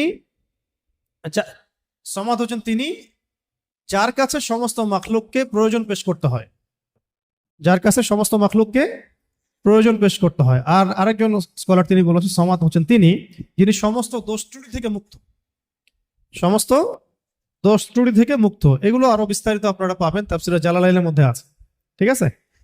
এখন এই সামাদ শব্দ দিয়ে তাহলে কি করা হচ্ছে? ওই বহুত্ববাদীদের পর যাদের ধর্মবিশ্বাস কিছুটা বাকি থাকে তাদের ভিত্তিটাকে ঘুরিয়ে দেওয়া হচ্ছে। তো ইলাহ হতে হবে এমন যার কোনো ভয় নাই, যার কোনো ভয় তাকে কখনো স্পর্শ করে না। ইলাহ হতে হবে এমন একজন সত্তাকে যিনি কারো মুখাপেক্ষী নন। যত যত স্ট্যাচু আছে এগুলো তো মুখাপেক্ষী, ওকে তো বানানো হয়েছে, সে তো নিজেকে বানায় নাই, সে কারো মুখাপেক্ষী, সে তো খালেক না, সেও মাখলুক। তারপরে যারা মানুষ যারা নিজেদেরকে বিশ্ব মঞ্চে বড় বড় করে ফুটিয়ে তোলে বা নিজেদেরকে রবের আসনে অধিষ্ঠিত করার চেষ্টা করে, তারা কি অমুখাপেক্ষী? তারাও মুখাপেক্ষী, সবই মুখাপেক্ষী। আবার ইহুদিরা যে ধর্মবিশ্বাসে চলছে তারা কি অমুখাপেক্ষী? নাসারাদের ক্ষেত্রে সেম, তারা মুখাপেক্ষী। মাজুসিরা তারাও এমন ইলাহের উপাসনা করে যারা মুখাপেক্ষী। শুধুমাত্র মুসলিমরাই এমন একজন ইলাহের উপাসনা করে বা ইবাদত করে, উপাসনা না ইবাদত করে, যিনি অমুখাপেক্ষী, সমস্ত ত্রুটি থেকে মুক্ত, বিচ্যুতি থেকে মুক্ত, যিনি সমস্ত দোষ ত্রুটি থেকে মুক্ত, যিনি হচ্ছেন কারো কাছে কিছু চান না, সবাই তার কাছে চায়, যাকে কখনো বিপদ আপদে স্পর্শ করে না, যিনি পানাহার করেন না, যিনি তার সৃষ্টি এবং কর্মে নিপুণ এবং যার উপরে কারো কোনো মর্যাদা নাই। এবং যখন সৃষ্টি জগৎ ধ্বংস হয়ে যাবে যিনি বাকি থাকবেন তিনি হচ্ছেন আল্লাহ। এখানে আস-সামাদ শব্দের অনেক গভীর কথা আছে, ব্যাখ্যা আছে। এগুলো ইনশাল্লাহ আমরা আরো পরে আলোচনা, পরের সেশনে করবো ইনশাল্লাহ। আজকে আমরা একটু কোড আলোচনা করতেছি। 3 নম্বরে আল্লাহ রাব্বুল আলামিন বলেছেন যে বলুন হে নবী যে আল্লাহ তিনি লাম ইয়ালিদ ওয়া লাম ইউলাদ। বলুন তো, সামনে কমন নেওয়া হয়েছে, কুল বলুন আল্লাহ এক, আল্লাহুস সামাদ, আল্লাহ আস-সামাদ, আল্লাহ অমুখাপেক্ষী। আপনি বলে দিন হে নবী যে লাম ইয়ালিদ ওয়া লাম ইউলাদ। লাম ইয়ালিদ তিনি জন্ম দেন নাই, লাম ইয়ালিদ মানে তিনি জন্ম দেন নাই। এটা দিয়ে কাদের ভিত্তি ভেঙে দেওয়া হলো? ওই যে ইহুদি খ্রিস্টানদের, যারা আল্লাহর পুত্র সাব্যস্ত করে, কন্যা সাব্যস্ত করে, ওদের ধর্মবিশ্বাসের ভিত্তি ভেঙে দেওয়া হলো। লাম ইয়ালিদ তিনি জন্ম দেন নাই। তো এমন একজন সত্তাকে আল্লাহ হতে হবে যিনি কাউকে জন্ম দেন না কখনো। আমরা এই দুনিয়াতে যা দেখছি সবকিছু কিন্তু জন্মিত, বা জন্ম দিচ্ছে বা জন্মিত। মানুষের কথা বলেন, আপনি যে কোনো মাখলুকের কথা বলেন, এমনকি আহ প্রকৃতির যে বিষয়গুলো আমরা দেখি এগুলো তো জন্মিত আর কি, মাখলুক, এগুলো কোনো না কোনো জায়গা থেকে আসছে। তো আল্লাহ রাব্বুল আলামিন হতে হলে এমন একজন সত্তা হতে হবে যিনি কাউকে জন্ম দেন নাই। ওয়ালাম ইউলাদ, এটা আরো কঠিন, কেউ জন্ম আহ দেয় না সেটা একটা হতে পারে, একজন একজন ধরেন মহিলা আছে জন্ম দেয় নাই সন্তান, তো সে তো কারো কাছ থেকে জন্মিত হয়েছে। দেখে দুইটা রাস্তাই বন্ধ করে দেওয়া হলো, যে আল্লাহ হতে হবে এমন একজন সত্তাকে যিনি না জন্ম দিয়েছেন না কারো কাছ থেকে জন্ম নিয়েছে। এটা আরো কঠিন, এবং এই এই কাঠিন্যের মধ্যে কোনো সত্তা পড়তে পারে না আল্লাহ ছাড়া। এই মানদণ্ডে আল্লাহ ছাড়া অন্য কোনো সত্তা কখনো পড়তে পারে না, যিনি যিনি জন্ম দেন নাই, কারো কাছ থেকে জন্ম নেন নাই। অনেকে প্রশ্ন করে, যে অনেকের মধ্যে ওয়াসওয়াসা আসে যে এই বিশ্বজাহান আল্লাহ সৃষ্টি করেছেন, আল্লাহকে কে সৃষ্টি করেছে? নাউযুবিল্লাহি মিন যালিক। নবী সাল্লাল্লাহু আলাইহি ওয়াসাল্লাম বলেছেন, যখনই এমন কোন চিন্তা আসবে, এই চিন্তা শয়তান ঢুকিয়ে দেয়, যখনই এমন কোনো চিন্তা আসবে সেজন্য পরে আউযু বিল্লাহি মিনাশ শাইতানির রাজিম, এবং ঈমান পাকাপোক্ত করার জন্য যেন পরে আমানতু বিল্লাহি ওয়া রুসুলিহি, আমানতু বিল্লাহি ওয়া রুসুলিহি, রুসুলিহি বহুবচন, আমানতু বিল্লাহি ওয়া রুসুলিহি। আল্লাহকে যদি কেউ জন্ম দিত, বা আল্লাহ যদি কোনো জায়গা থেকে সৃষ্টি হতেন, তাহলে যে স্রষ্টা তিনি তো আল্লাহ হতেন, তাই না? আল্লাহ যদি নাউজুবিল্লাহ কারো কাছ থেকে সৃষ্টি হতেন, তাহলে তো তিনি আল্লাহ হতেন না। এমন একজন সত্তাকে আল্লাহ হতে হবে যিনি সৃষ্টি নন, যাকে কেউ সৃষ্টি করে নাই, বরং তার কাজ সৃষ্টি করা। এটা তো আপনি কার্যকারণ তত্ত্ব থেকে বলছেন, এটা ফিলোসফিতে একটা তত্ত্ব আছে, কার্যকারণ তত্ত্ব। মানে তত্ত্বটা হচ্ছে এরকম, ইউনিভার্সিটিতে আমাদেরকে একটু পড়ানো হয়েছিল আর কি, যে প্রত্যেকটা কাজের পিছনে একটা কারণ থাকে। আসলে তাই, কিন্তু প্রত্যেকটা কাজের পিছনে একটা কারণ আসলেই থাকে।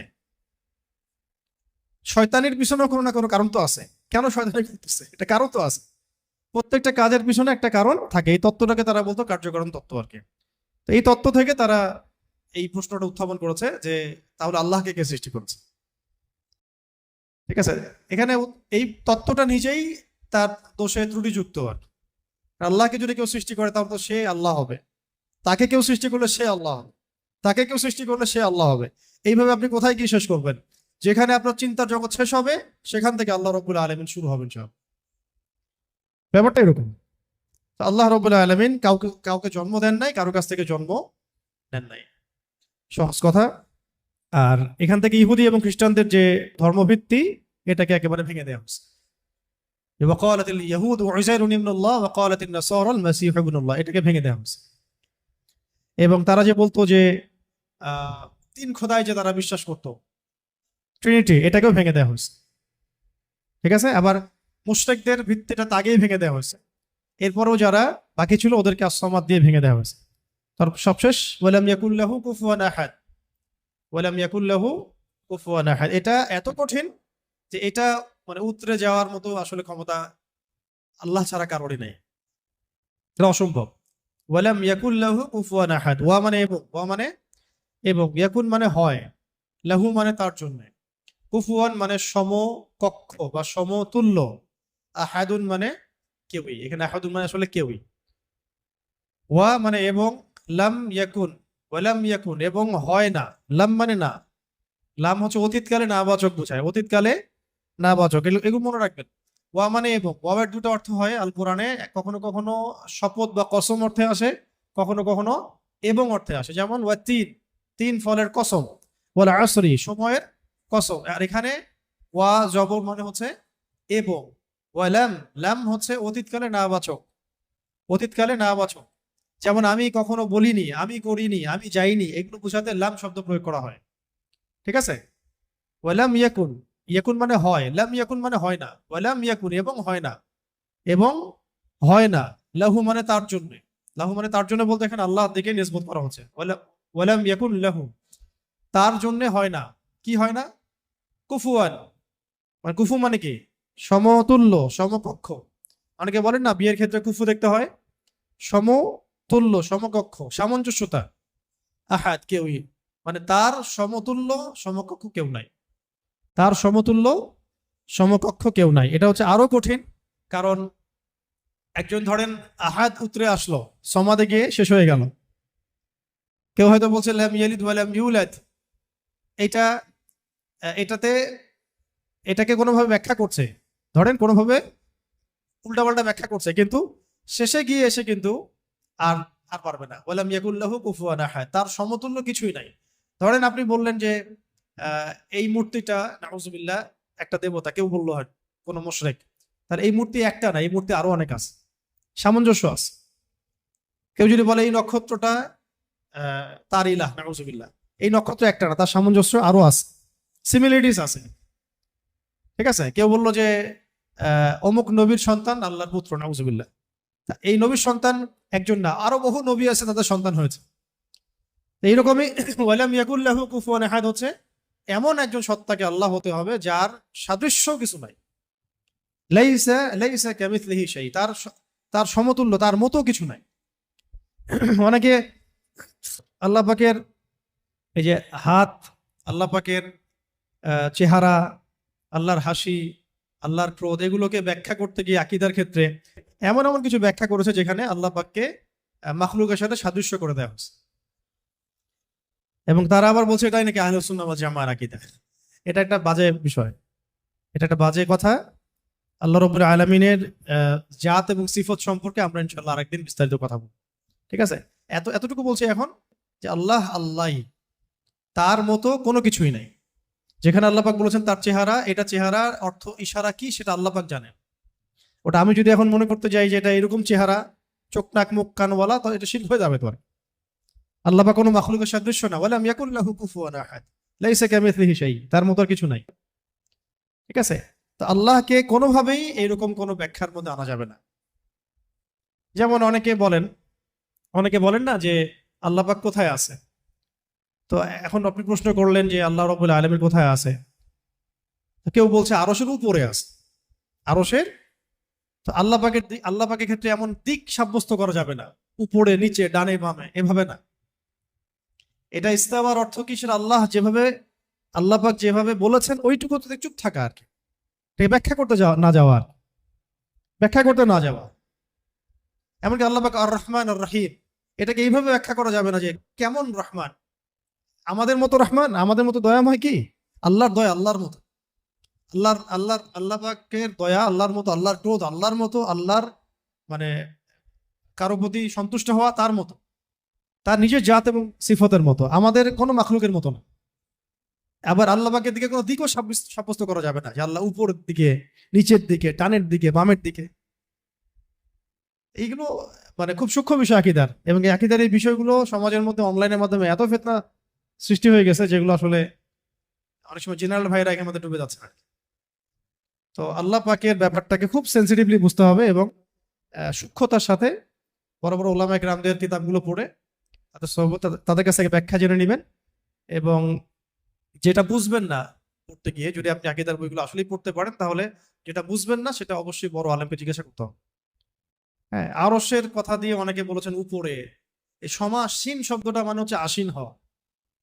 এই যে আমি বসে আছি এখন চেয়ারের উপর, আমি চেয়ারের উপরে সমাসীন হয়ে আছি আমি। তো এটা কি সমাসীন শব্দটা ঠিক হবে তাহলে?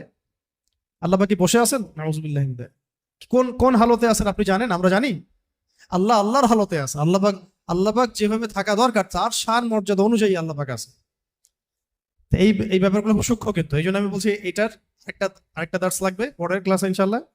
ওই দিন আমরা তাওহীদের পুরো বিষয়গুলো, খুঁটিনাটিগুলো জানবো ইনশাল্লাহ। পাশাপাশি শিরকের বিষয়গুলো লিস্ট করা হচ্ছে, যতগুলো কাজ শিরক এগুলো আপনাদেরকে বলে দেবেন ইনশাল্লাহ। মানে এখন যেগুলো দেখা যায়, এছাড়াও আরো অনেক শিরক আছে যেটা সামনে আসবে আর কি। হ্যাঁ, আসতে পারে, কারণ যেভাবে যুগ বদলায় সেভাবে শিরকের ভেরিয়েন্টও বদলাচ্ছে।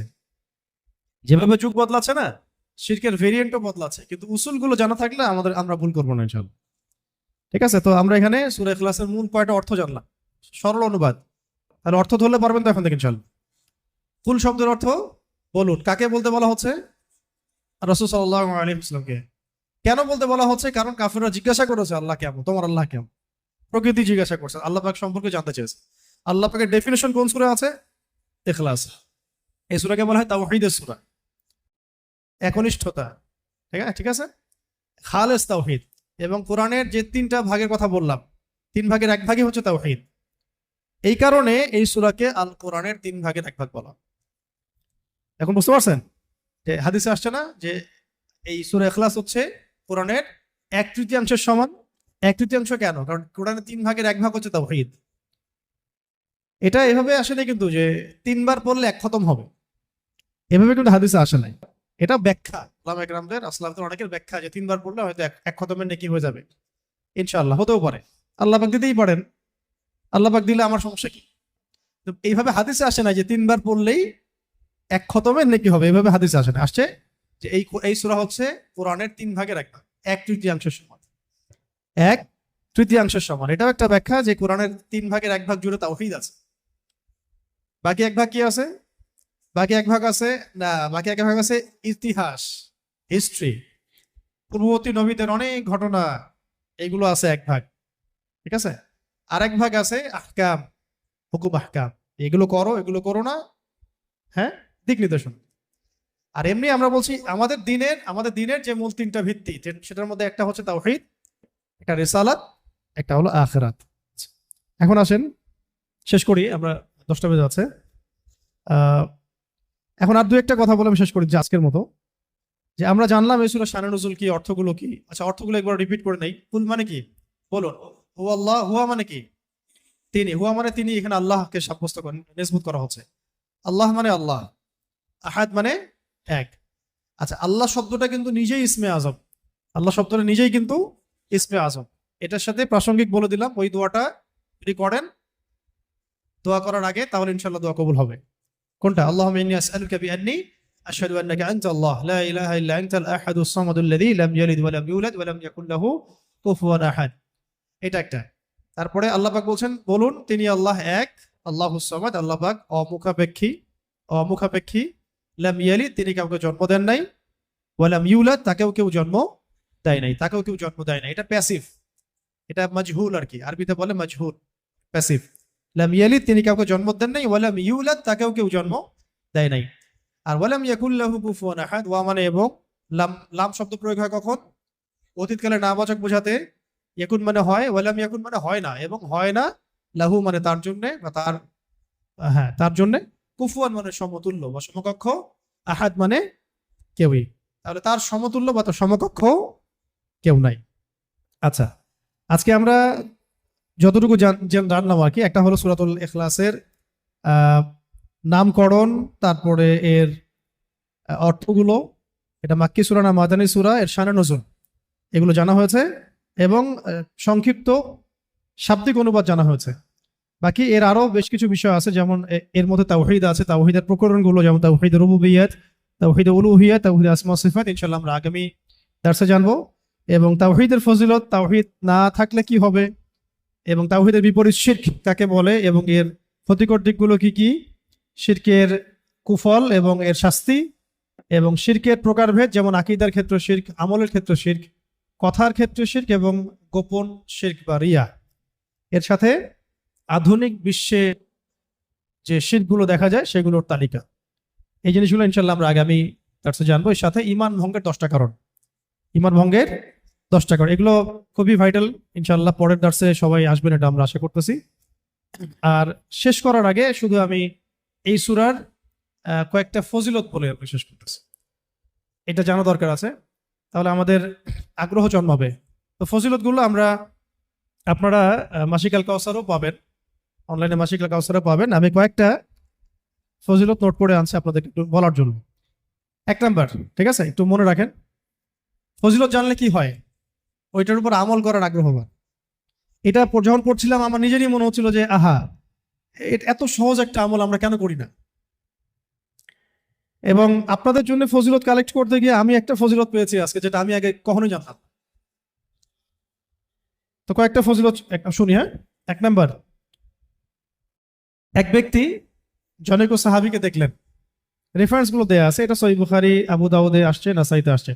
এক ব্যক্তি জনৈক সাহাবীকে দেখলেন যে তিনি প্রত্যেক নামাজেই সূরা ইখলাস পড়েন, প্রত্যেক নামাজে সূরা ইখলাস পড়েন, মানে তাকে ইম্মতের দায়িত্ব দেওয়া হয়েছে।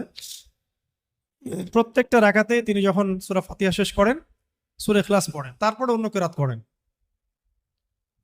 এটা কি ইউনিক না? কখনো দেখেছেন এমন কোন ইমামকে? তো উনি এটা পড়েন, তো এই বিষয়টা তাকে বলা হলো যে আপনি এটা কেন করেন, আপনি এটা বন্ধ করেন, মাঝে মাঝে পড়েন, পরামর্শ দেওয়া হচ্ছে। তিনি বলছেন না, আমি বন্ধ করব। তো এমন অবস্থা হয়েছে যে কেসটা রাসূল সাল্লাল্লাহু আলাইহি ওয়াসাল্লামের দরবার পর্যন্ত পৌঁছেছে। ইয়া রাসূলুল্লাহ, আপনার যে ইমাম আপনি দিয়েছেন সেই ইমাম তো এরকম করে, প্রত্যেক রাকাতেই সূরা ইখলাস পড়ে। এখন নবী সাল্লাল্লাহু আলাইহি ওয়াসাল্লাম এর কাছে যখন এই বিষয়টা আসলো, তখন তিনি জিজ্ঞাসা করলেন যে সূরা ইখলাস তুমি প্রত্যেক রাকাতে কেন পড়ো? তিনি বললেন যে আমি এই সূরাটাকে ইয়া রাসূলুল্লাহ ভালোবাসি, আমি এই সূরাটাকে ভালোবাসি। তখন নবী সাল্লাল্লাহু আলাইহি ওয়াসাল্লাম বলেছিলেন যে এই সূরার প্রতি ভালোবাসা তোমাকে জান্নাতে প্রবেশ করাবে। কেন তিনি সূরাটাকে ভালোবাসতেন এটারও ব্যাখ্যায় হাদিসে আরো ব্যাখ্যা আসছে, যে বলা হচ্ছে তিনি এই সূরাটাকে ভালোবাসতেন এই কারণে যে এখানে আল্লাহ পাকের তাওহীদ আছে, এখানে আল্লাহ পাকের তাওহীদ আছে। তো আল্লাহ পাকের তাওহীদকে যে ভালোবাসবে, তাওহীদকে ধারণ করবে, তাওহীদ প্রসার এবং প্রতিষ্ঠার জন্য কাজ করবে, তার বর্তমান কি হইতে পারে আপনি চিন্তা করেন। তো তাওহীদ নিয়ে আলোচনা আমরা পরের দর্শে ইনশাআল্লাহ, ঠিক আছে? ওকে। আরেকটা বর্ণনা আসছে যে নবী সাল্লাল্লাহু আলাইহি ওয়াসাল্লাম একবার সব সাহাবীদেরকে, আশেপাশে যারা ছিলেন ওই সময়, সবাইকে জড়ো করলেন। তো তারা মনে করলেন যে খুব গুরুত্বপূর্ণ একটা হয়তো বড় কোনো নির্দেশনা আসবে। তো নবী সাল্লাল্লাহু আলাইহি ওয়াসাল্লাম সবাইকে জড়ো করে বললেন, আমি তোমাদের সবাইকে আল কোরআনের 3 ভাগের 1 ভাগ তেলাওয়াত করে শোনাবো। নবীজি বললেন সাল্লাল্লাহু আলাইহি ওয়াসাল্লাম, আমি তোমাদের সবাইকে আল কোরআনের 3 ভাগের পুরো 1 ভাগ তেলাওয়াত করে শোনাবো। সবাই এদিকে আসো, কাছে আসো। সবাই জড়ো হলেন। তো নবী সাল্লাল্লাহু আলাইহি ওয়াসাল্লাম পড়লেন যে বিসমিল্লাহির রহমানির রহিম, কুল হুয়াল্লাহু আহাদ, আল্লাহুস সামাদ, লাম ইয়ালিদ ওয়া লাম ইউলাদ ওয়া লাম ইয়াকুল লাহু কুফুয়ান আহাদ। তো এটা বলে তিনি কিন্তু ভিতরে চলে গেছেন বাসায়, সাহাবীরা দাঁড়াই আছে যে সম্ভবত কোনো জরুরত হয়েছে, আমাদের নবীজির হয়তো আবার আসবেন, এসে আবার বলবেন। এসে তিনি বলছেন এটা হচ্ছে কোরআনের 3 ভাগের 1, এটা হচ্ছে কোরআনের 3 ভাগের 1 ভাগ। সুবহানাল্লাহ, সুবহানাল্লাহ। 3 ভাগের 1 ভাগের তো একটা ব্যাখ্যা আমি বললাম। এছাড়া এমনও যে 3 ভাগের 1 ভাগে তাওহীদের পুরো ফজিলত তেলাওয়াতের নেকি আল্লাহ পাক দিয়ে দিতে পারেন ইনশাআল্লাহ। এখান থেকে অনেক স্কলার ব্যাখ্যা করেছে যে 3 বার পড়লে 1 খতমের নেকি হবে। এইভাবে সরাসরি হাদিসে আসে না। আচ্ছা, আরেকদিন 3 নম্বর হাদিস, নবী সাল্লাল্লাহু আলাইহি ওয়াসাল্লাম বললেন, এটা হাদিসে আসছে আবু সাঈদ খুদরি রাদিয়াল্লাহু আনহু থেকে, তিনি বললেন যে তোমরা কি প্রত্যেক রাতে, রাতের বেলা এটা পড়তে বলা হচ্ছে, তোমরা কি প্রত্যেক রাতে কোরআনের 1/3 তেলাওয়াত করতে পারো না? তোমরা কি প্রত্যেক রাতে আল কোরআনের 1/3 তেলাওয়াত করতে পারো না? সাহাবীরা বললেন, ইয়া রাসূলুল্লাহ, বিষয়টা তো অনেক কঠিন মনে হচ্ছে। তখন নবী সাল্লাল্লাহু আলাইহি ওয়াসাল্লাম বললেন, না, এটা সহজ, আমলটা সহজ, কারণ সূরা ইখলাসই হচ্ছে কোরআনের 1/3। সূরা ইখলাস হচ্ছে আল কোরআনের 1/3। এইরকম সাহাবীগণ অন্য বর্ণনায় বলেছেন যে ইয়া রাসূলুল্লাহ, আমরা তো দুর্বল, আমরা প্রতি রাতে 1/3 কেমন করে তেলাওয়াত করব? তো নবীজি বললেন যে বলো, কুল হুয়াল্লাহু আহাদ, আল্লাহুস সামাদ, লাম ইয়ালিদ ওয়া লাম ইউলাদ। তাআলা পুরো কোরআনকে 3 ভাগে ভাগ করেছেন। একটু আগে আমি বললাম, আল্লাহ তাআলা পুরো কোরআনকে 3 ভাগে ভাগ করেছেন। এর মধ্যে সূরা ইখলাসটাই 3 ভাগের 1 ভাগ। সূরা ইখলাসটা হচ্ছে 3 ভাগে 1 ভাগ। তো এরকম বেশ কিছু বর্ণনা আছে মানে সিমিলার আর কি, ওটা আমি রিপিট করছি না। তবে আমি যে কয়েকটা বলতে চাচ্ছিলাম সেটা হলো যে এটা 4 নাম্বারটা, এটা ভালো করে শোনেন, খুব ভালো করে শোনেন। একবার নবী করিম সাল্লাল্লাহু আলাইহি ওয়াসাল্লাম একটা সফরে ছিলেন এবং সফরে তো অনেক ঘটনাই ঘটে। এক পর্যায়ে জনৈক সাহাবীকে তিনি শুনলেন তিলাওয়াত করছেন, কুল ইয়া আইয়ুহাল কাফিরুন। কোন সূরা? সূরা কাফিরুন তেলাওয়াত করছেন, কুল ইয়া আইয়ুহাল কাফিরুন। তিনি শুনলেন সাহাবী তেলাওয়াত করছেন। এটা শোনার পরে তিনি বললেন যে সে শিরক থেকে পবিত্র হয়ে গেছে, এই জন্য একটা বর্ণনা আসছে রাতের বেলা সূরা কাফিরুন পড়লে আল্লাহ পাক তাকে শিরক থেকে হেফাজত করবেন ইনশাআল্লাহ। আর আরেকজনকে তিনি পড়তে শুনলেন কুল হুয়াল্লাহু আহাদ। একজন পড়ছিল সূরা কাফিরুন, আরেকজন সাহাবী পড়ছিলেন সূরা ইখলাস। তখন নবীজি বললেন তাকে মাফ করে দেয়া হয়েছে, সুবহানাল্লাহ। আরেকটু আগে যে বর্ণনা বলেছি ওইটা এখানেও আছে, যে ইমাম আনাস রাদিয়াল্লাহু আনহু থেকে একটা বর্ণনা আসছে যে আনসারী একজন সাহাবী ছিলেন, মসজিদে কুবা ইমামতি করতেন। যখনই তাকে ইমামতি করতে দেওয়া হতো, তিনি সূরা ফাতিহার সাথে অন্য সূরা মিলিয়ে সূরা ইখলাস পড়তেন। এই বিষয়টা রাসূল সাল্লাল্লাহু আলাইহি ওয়াসাল্লামের কাছে যায় এবং তিনি বলেন যে তুমি এই কাজটা কেন করো, আবশ্যিকভাবে এটা করার কারণ কি? তিনি বলেছিলেন যে উহিব্বুহা ইয়া রাসূলুল্লাহ, আমি এই সূরাটাকে আমি ভালোবাসি।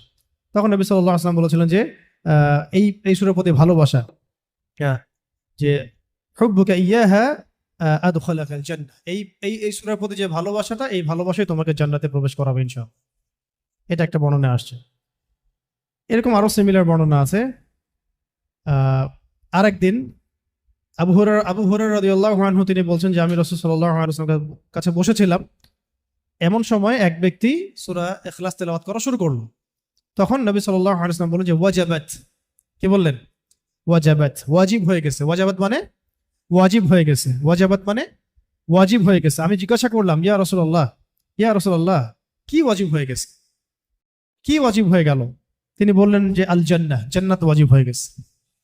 এই ব্যক্তির উপর জান্নাত ওয়াজিব হয়ে গেছে। আরেকজন সাহাবী এসেছিলেন নবী সাল্লাল্লাহু আলাইহি ওয়াসাল্লামের কাছে, এসে বলেছিলেন যে আমার এক ভাই আছে, মানে মুমিন ভাই, আমার এক ভাই আছে, উনিও সাহাবী, তো তিনি সূরা ইখলাসকে খুব ভালোবাসেন। তো নবীজি বললেন তাকে জানিয়ে দাও, তোমার ভাইকে জানিয়ে দাও যে এই সূরার প্রতি ভালোবাসার কারণে তাকে জান্নাতের সুসংবাদ দান করো। তাকে জানিয়ে দাও যে এই সূরার প্রতি ভালোবাসার কারণে তাকে জান্নাতের সুসংবাদ দেয়া হচ্ছে। এইরকম আরো বর্ণনা আছে সিমিলার, যেমন একটাতে আসছে, এটাও বুখারী মুসলিমের বর্ণনা, যে সাহাবায়ে কেরাম একদিন এক সাহাবীকে জিজ্ঞাসা করলেন যে এই সূরাটাকে আপনি এতবার কেন পড়েন? তিনি বলেছিলেন যে এই সূরার মধ্যে আর রহমানের সিফাত এবং গুণাবলী আছে। এই সূরার মধ্যে আর রহমানের মানে আল্লাহ পাকের সিফত এবং গুণাবলী আছে, তাই আমি এটাকে পড়তে ভালোবাসি। তখন নবীজি বললেন তাকে জানিয়ে দাও যে আল্লাহও তাকে ভালোবাসে। মানে এক এক জায়গায় এক একভাবে শব্দ এক্সট্রা আসছে। কোনো জায়গায় বলা হচ্ছে তার জন্য জান্নাত ওয়াজিব হয়ে গেছে, কোনো বর্ণনা আসছে যে তাকে জানায় দাও যে আল্লাহ তাকে ভালোবাসেন, কোনো বর্ণনা আসছে তাকে জানায় দাও যে তাকে জান্নাতের সুসংবাদ দান। এরকম করে বিভিন্ন বর্ণনা আসছে আর কি। এবার আমাদের জন্য খুব আগ্রহের একটা হাদিস, এটা শুনেন। মুয়াজ ইবনে আনাস জুহানী রাদিয়াল্লাহু তাআলা আনহু বলেন যে রাসূলুল্লাহ সাল্লাল্লাহু আলাইহি ওয়াসাল্লাম একদিন বললেন, ভালো করে শুনেন, রাসূলুল্লাহ সাল্লাল্লাহু আলাইহি ওয়াসাল্লাম একদিন বললেন, যে ব্যক্তি কুল হুয়াল্লাহু আহাদ এই সূরাটাকে 10 বার পড়বে, যে ব্যক্তি সূরাটাকে 10 বার পড়বে, আল্লাহ তাআলা তার জন্য জান্নাতে একটা প্রাসাদ নির্মাণ করবে। তো এই কথাটা শুনে ওমর রাদিয়াল্লাহু আনহু বললেন, ওমর ইবনে খাত্তাব তিনি বললেন যে তাহলে তো আমরা অনেক প্রাসাদের অধিকারী হয়ে যাব ইয়া রাসূলুল্লাহ। তার উদ্দেশ্য ছিল এটা, যদি আমি 20 বার পড়ি ইয়া রাসূলুল্লাহ, তাহলে নবীজি বললেন তাহলে দুইটা প্রাসাদ, যদি 30 বার পড়ি বা 3টা প্রাসাদ, ইয়া রাসূলুল্লাহ তাহলে তো আমরা অনেক প্রাসাদের অধিকারী হয়ে যাব।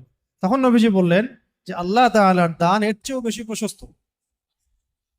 মানে আপনি 100 পড়লে 10টা ঘর পাবেন, আমরা 100 পড়লে 10টা ঘর পাবো, 200 পড়লে 20টা। এইভাবেই আল্লাহ পাকের দান আরো প্রশস্ত।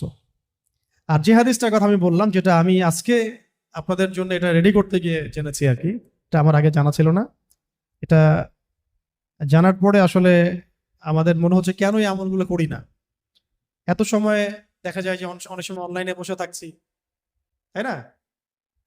অনেক সময় এমনি বসে আছি জিকির ছাড়া, তো গাড়িতে যাওয়া আসা হচ্ছে, ওই সময় বসে আছি, কোনো কাজ নাই, এমন হয় অনেক সময়, হয় না? কেন আমরা এই সময়গুলো কাজে লাগাই না? এই লাস্ট হাদিস, একজন সাহাবী ছিলেন যার নাম মুয়াবিয়া ইবনে মুয়াবিয়া বিন মুয়াবিয়া আল মুজানি রাদিয়াল্লাহু তাআলা আনহু, তিনি ইন্তেকাল করেছিলেন এবং নবী সাল্লাল্লাহু আলাইহি ওয়াসাল্লামের তিনি সাহাবীদেরকে নিয়ে জানাজার নামাজ পড়া হলো। ভালো করে শুনুন, মুয়াবিয়া ইবনে মুয়াবিয়া আল মুজানি রাদিয়াল্লাহু তাআলা আনহু ইন্তেকাল করলেন, নবী সাল্লাল্লাহু আলাইহি ওয়াসাল্লাম সাহাবীদেরকে নিয়ে তার জানাজার নামাজ পড়ানোর পরে নবী সাল্লাল্লাহু আলাইহি ওয়াসাল্লামের কাছে জিবরাইল আলাইহিস সালাম আগমন করলেন এবং তাকে জানিয়ে দেওয়া হলো ওহীর মাধ্যমে যে এই সাহাবীর জানাজায় আমি জিবরাইল আলাইহিস সালাম বলছেন 70,000 ফেরেশতা সহ আমি উপস্থিত হয়েছিলাম। 70,000 ফেরেশতা সহ এই জানাজা সালাতে আমি উপস্থিত হয়েছি। তো নামাজ শেষে নবী সাল্লাল্লাহু আলাইহি ওয়াসাল্লাম জিজ্ঞাসা করলেন যে ইয়া জিবরিল, হে জিবরিল, ইয়া জিবরিল, হে জিবরিল, বিমা বালাগা মুআবিয়া ইবনে মুআবিয়া হাযিহিল মানজিলা। এই সাহাবীর মুআবিয়া ইবনে মুআবিয়া রাদিয়াল্লাহু তাআলা আনহুর কোন কারণে এই মঞ্জিলে তাকে পৌঁছে দেওয়া হলো, কোন কারণে তাকে এই মঞ্জিলে পৌঁছে দেওয়া হলো, মানে এত উঁচু মাকাম দেওয়া হলো। তখন তিনি বলছিলেন যে ইয়া রাসূলুল্লাহ সাল্লাল্লাহু আলাইহি ওয়াসাল্লাম, এই মর্যাদা লাভের কারণ হচ্ছে যে সে দাঁড়িয়ে, বসে, হেঁটে, সওয়ারিত অবস্থায় সবসময় সূরা ইখলাস তেলাওয়াত করত। এই মর্যাদার কারণ হচ্ছে সে দাঁড়িয়ে, বসে, হেঁটে হেঁটে, সওয়ারিতে, মানে সার্বক্ষণিক তার আমলে ছিল, খুসুসি আমল ছিল সূরা ইখলাসের বেশি বেশি তেলাওয়াত। সুবহানাল্লাহ। এটা মুসনাদ আহমদে আসছে হাদিসটা, আরো কিছু হাদিসের মধ্যে আসছে হাদিসটা। তো আল্লাহ পাক আমাদের সবাইকে এই সূরার প্রতি বেশি বেশি আমল করার তৌফিক দান করেন। অনেকগুলো ফজিলত পেলাম, তাহলে ফজিলতগুলোর মধ্যে এগুলো সব অথেন্টিক, এগুলো নিয়ে কোনো ইনশাল্লাহ সন্দেহের কিছু নাই। অন্য কিছু কিছু বইয়ের মধ্যে দেখা যায় যে 400 পড়লে, 1000 পড়লে কিছু কিছু আমল দেয়া আছে, এগুলো সনদগুলো সহি না এবং এগুলো দুর্বলতা আছে, ওইগুলো আমরা এখানে আলোচনা আনলাম না। মূল যে বিষয়গুলো সেগুলো বললাম যে এই সূরা প্রথমত রাতের বেলা পড়তে হবে, মানে আমরা পড়বো ইনশাল্লাহ। তারপরে সূরা ফালাক, নাস, ইখলাস, এটা তো সকাল সন্ধ্যায়, আবার ঘুমানোর সময়ও।